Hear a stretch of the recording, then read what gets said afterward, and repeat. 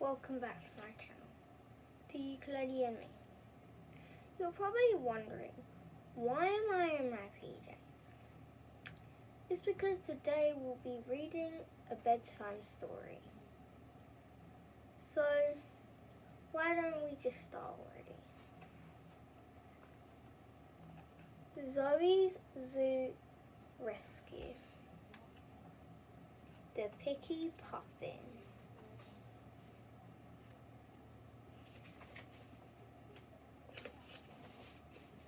Chapter 1, A Special Project.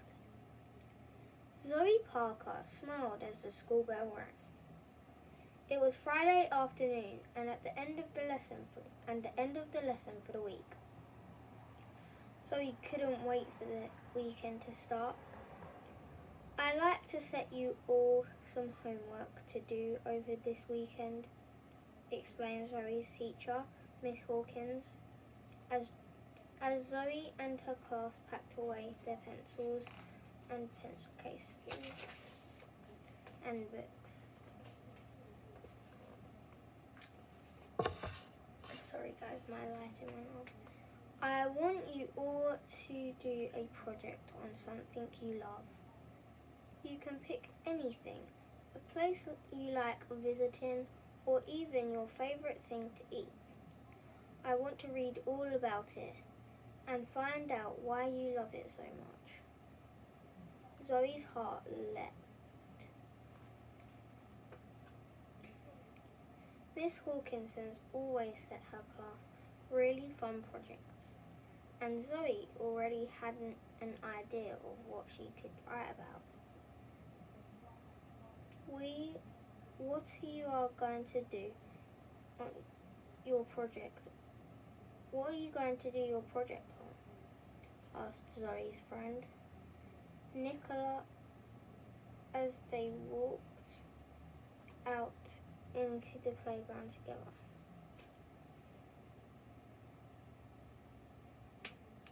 Zoe grinned. An animal, of course, she replied. I just don't know which animal. It's so hard to choose. Zoe thought she would be the luckiest girl in the world because she lived at every special zoo. Her great uncle Horace was a famous animal expert and had started this rescue zoo years ago to give homes to animals who could no longer live in the wild. Zoe's mum Lucy was the zoo vet. Zoe thought her home was the most special place to live. She spent all her spare time with all the animals and helping the zookeepers with their jobs. One day she wanted to be a zookeeper herself. What animal shall I do my project on? She thought as she walked home with her mum. I love elephants, tigers and pandas, and I really like wolves, peacocks and puffins too. And then there are hippos and bats and the gorgeous polar bears. And grey mouse, lemurs, of course. Zoe's best friend at the zoo was a tiny grey mouse lemur named Meep, who had a tail.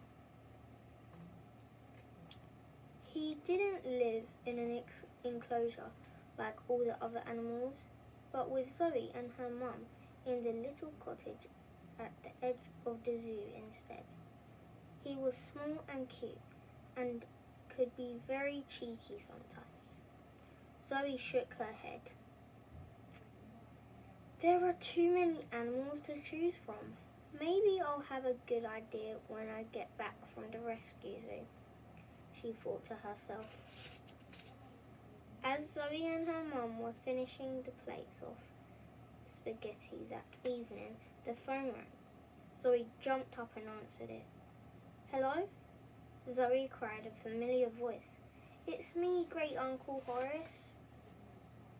Where are you? Asked Zoe eagerly. Are you still travelling around Iceland? Although Great Uncle Horace had started a zoo, he spent most of his time travelling around the world helping out animals who were lost, poorly, or in danger. He sent Zoe lots of postcards from his adventures, and sometimes he brought a new animal back from the zoo, if it was urgent and need of help, to give it a safe and special home. Actually, Zoe, I'm on my way back to the rescue zoo right now, and I have an animal emergency. Can I have a quick word with your mum? Asked great Uncle Horace. He sounded very serious. Zoe passed the phone to her mum and waited as Lucy spoke into the phone in a low, urgent tone. We'll be right there, right away, she said, then hung up the phone and grabbed her coat. So guys, now it should be time to go to sleep. So I hope you enjoyed, and that's the end of today's video.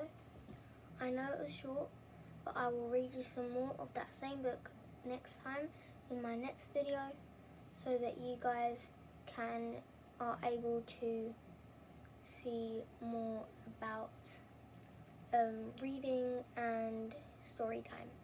I will probably do another one tomorrow, so I hope you guys enjoyed that one, and I'll see you again soon. Make sure to subscribe, turn on the bell icon down below, and I'll see you all again very, very soon.